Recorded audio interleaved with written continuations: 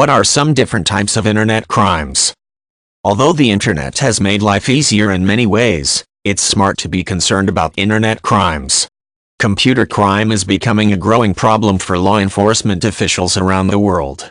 Unfortunately, since internet crimes typically involve people from many different geographic areas, catching and punishing the guilty parties is a difficult task. One of the most common types of internet crime is identity theft.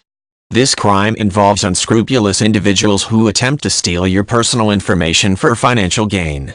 They may empty your bank account, run up unauthorized credit card charges, or open new accounts in your name and never pay the bills that result. Identity theft internet crimes are often accomplished through phishing or spoofing, the practice of creating fake websites or email messages that trick the victim into divulging personal information. Certain computer viruses may also be used to harvest personal information for identity theft crimes. Employment or business opportunity internet scams that prey on the desires of financially desperate individuals are becoming increasingly popular as well. These internet crimes may involve asking the victim to illegally reship merchandise to overseas locations, make fraudulent wire transfers, or advertise non-existent merchandise for sale on behalf of a third party.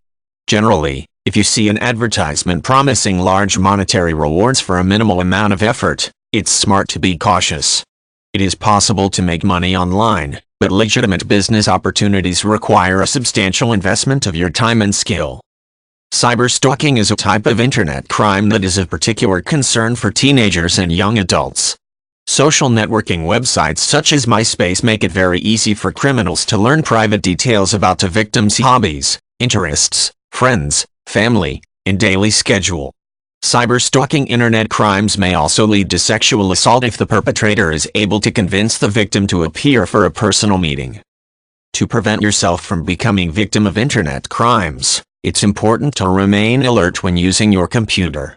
Never give out personal information such as your full name, birth date, address, or social security number unless you understand what the information will be used for.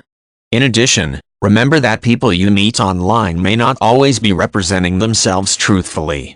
Be suspicious of claims that seem exaggerated or hard to verify. If you believe you are a victim of internet crime, the best course of action is to file a formal complaint with the Internet Crime Compliance Center.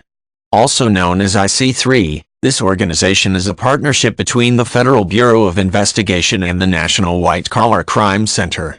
IC3 works with federal, state, local, and international law enforcement agencies to identify patterns in internet crimes.